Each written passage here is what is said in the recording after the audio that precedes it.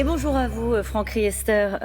Hier, Emmanuel Macron et Joe Biden se sont parlé. Ils se sont appelés. Aujourd'hui, Jean-Yves Le Drian va rencontrer Anthony Blinken. Ils ont visiblement collectivement décidé de se lancer dans un processus pour restaurer la confiance. C'est simple comme un coup de fil.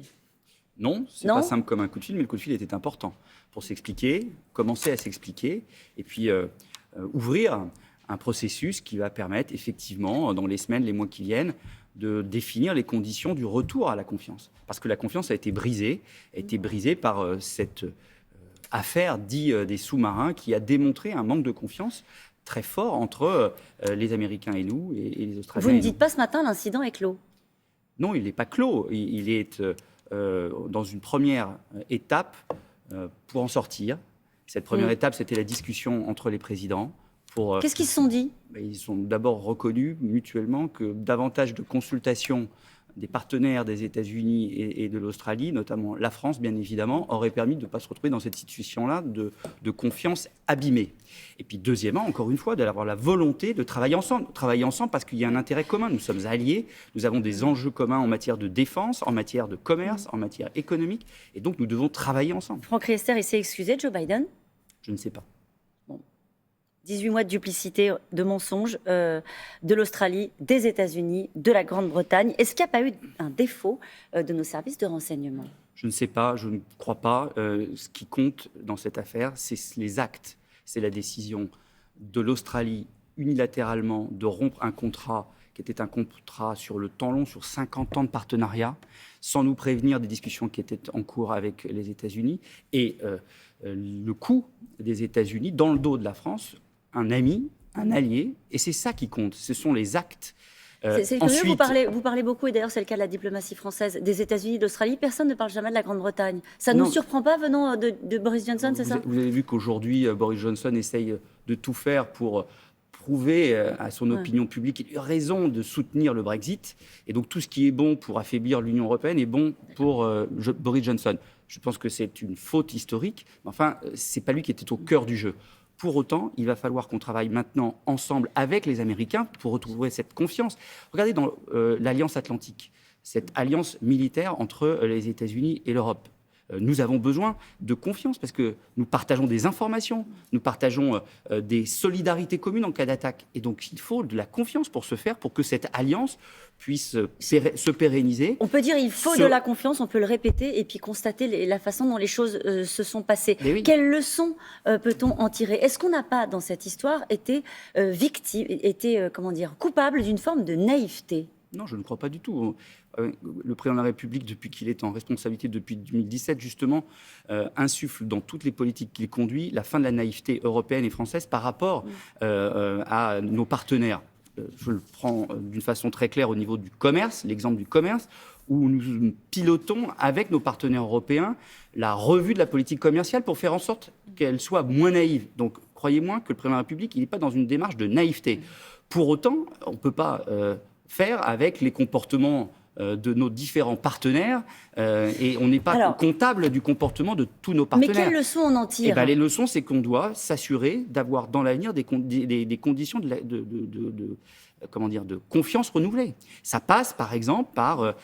oui, c'est pas simple, je reconnais, Caroline Roux. Il va falloir du temps, il va falloir des preuves de cette confiance retrouvée. En matière militaire, en matière de commerce, en matière économique. Regardez par exemple sur les échanges que nous avons avec l'administration de Biden depuis plusieurs mois pour réduire la tension commerciale. Eh bien, il va falloir continuer sur ce chemin-là avec eux. Par exemple, nous avons les taxes sur l'acier. Voilà. Est-ce que, oui ou non, les États-Unis vont retirer les taxes sur l'acier européen qu'ils ont mis d'une façon illégale, illégitime, il y a plusieurs mois maintenant? Et ça pourrait être une preuve de la confiance retrouvée, un signal très clair de l'administration Biden sur les taxes. Vous avez raison de le rappeler. C'est 25% sur les importations d'acier et 10% sur l'aluminium. Oui, ce sont des taxes qui sont illégales et légitimes que Donald Trump avait mis sur les produits européens. Nous les contestons et nous sommes en discussion avec les Américains pour les faire lever. Ça peut être un signal parmi d'autres de cette confiance retrouvée.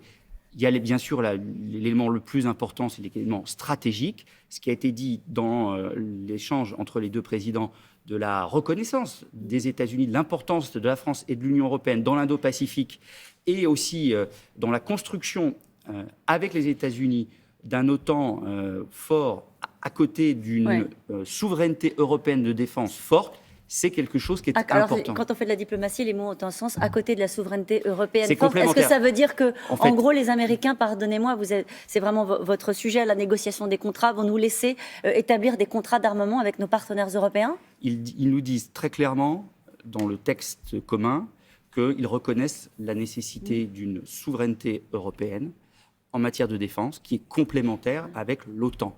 Ça, c'est un élément important parce que ça va nous permettre de bâtir ce qui est au cœur de la politique du président de la République, c'est la souveraineté européenne, c'est cette Europe de la défense dont on a besoin. Et donc, il faut que les États-Unis nous soutiennent dans cette tâche. Davantage négocier de contrats pour que les choses soient très claires, y compris en matière d'armement, avec nos partenaires européens. Vous avez d'autres sujets. Il y a les États-Unis et puis il y a la Russie, avec un dossier qui a été très tendu et qui l'est toujours. La Russie avait décidé, on s'en souvient, de rétrograder le vin de Champagne en vin pétillant, alors qu'il s'agit d'une appellation protégée. Bruxelles et Paris ont fait pression. Qu'avez-vous obtenu ? Alors d'abord, la question de la protection des indications géographiques est absolument clé et c'est au cœur de notre politique commerciale. Nous devons protéger nos savoir-faire. Et le champagne est un savoir-faire français, je dirais même c'est un savoir-faire champenois. Et donc nous devons absolument veiller à ce que partout dans le monde, ces savoir-faire soient protégés. En matière de champagne, nous sommes en discussion depuis plusieurs semaines maintenant avec les autorités russes. Les autorités russes sont dans un état d'esprit positif, constructif, et ils travaillent à un moratoire par rapport à cette loi, effectivement, qui a été votée, qui empêche très clairement la champagne d'utiliser en alphabet cyrillique le mot champagne. Ça a eu des incidences sur les ventes ? Non, ça n'a pas eu d'incidence sur les ventes, mais ce n'est pas quelque chose d'acceptable et nous travaillons avec eux d'une façon très positive et j'espère que nous pourrons avoir une bonne nouvelle dans les heures et aux jours qui viennent d'un moratoire sur cette loi qui ne correspond pas aux droits en matière d'indication géographique. 2 mots de politique, Franck Riester. Comment débattre avec un homme d'extrême droite condamné pour incitation à la haine raciale ? Est-ce qu'il faut la confrontation ou est-ce qu'il faut de l'indifférence ? Ni l'un ni l'autre, il faut débattre avec lui. Il a l'air de vouloir être candidat à la présidence de la République. On parle naturellement d'Éric Zemmour. Nous sommes dans une démocratie, il faudra le combattre sur les idées, et ces idées sont à combattre. Et aussi faire comprendre à nos compatriotes que ce qui compte, c'est de regarder les propositions sur le fond et d'essayer de ne pas tomber, si je puis dire, dans le panneau des propositions les plus radicales les unes aux autres. C'est vrai pour Éric Zemmour, mais c'est vrai pour le Front National, c'est vrai pour certains candidats des Verts. Nous devons essayer de monter collectivement le niveau du débat et ne pas tomber dans la petite phrase facile, dans la provocation, dans les excès qui sont la caractéristique, malheureusement, d'un certain nombre de responsables politiques aujourd'hui pour faire du buzz, pour faire du média. Je pense que ce n'est pas comme ça qu'on fait de la politique. Et je rappelle ce soir un débat sur France 2 entre Valérie Pécresse et Gérald Darmanin dans Élysée 2022. Vous êtes membre, pour ceux qui l'auraient oublié, du groupe et fondateur du groupe Agir. Et président, mon Dieu, pardon, qui réunit des transfuges de la droite qui ont rejoint la Macronie. Édouard Philippe va créer son parti le 8 octobre, grand parti de centre droit. Est-ce que vous allez le rejoindre ? On est très clairement à travailler avec Édouard Philippe. Nous discutons avec Édouard Philippe. Je rencontre Édouard Philippe.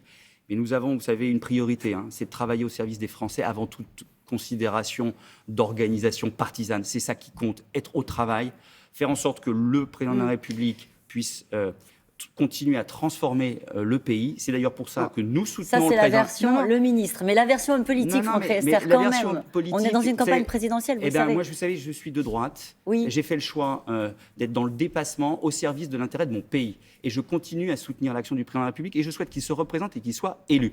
Et après, nous verrons les formes d'organisation partisane. Non, mais parce que c'est de votre faute aussi. On a entendu des responsables de la Macronie nous dire qu'il faut un grand parti autour du président de la République qui absorberait la République en marche. Donc on s'est dit, c'est un sujet. C'est la fameuse maison commune. Cette maison commune, nous, on est favorable à y travailler parce que nous avons besoin de davantage d'articulation, de coordination au sein des membres de la majorité derrière le président de la République et de travailler avec toutes celles et ceux qui veulent élargir la majorité. Édouard Philippe l'a dit très clairement, tant mieux. Vous regardez encore ce qui se passe dans votre ancienne famille politique, quand même. Bien sûr. Quand vous voyez que la droite a commandé une enquête interne qui place Xavier Bertrand comme préféré des candidats de droite en vue d'une primaire d'un vingtaine et face à Emmanuel Macron, vous dites quoi? Vous froncez les sourcils déjà? Non, je ne fronce pas de sourcils. Je dis qu'il fait une campagne médiatique très forte, mais on verra ce que décideront les militants, parce que manifestement, ça sera in fine les militants qui décideront. Vous vous rendez compte, ça fait 4 ans qu'ils sont dans l'opposition, ils n'ont même pas encore réussi à savoir comment ils allaient sélectionner leur candidat à l'élection présidentielle. Et peut-être qu'ils vont sélectionner quelqu'un qui a quitté les LR. Ça prouve le niveau malheureusement atteint par les LR aujourd'hui. Merci beaucoup Franck Riester d'avoir été notre invité ce matin. C'est à vous, Maya.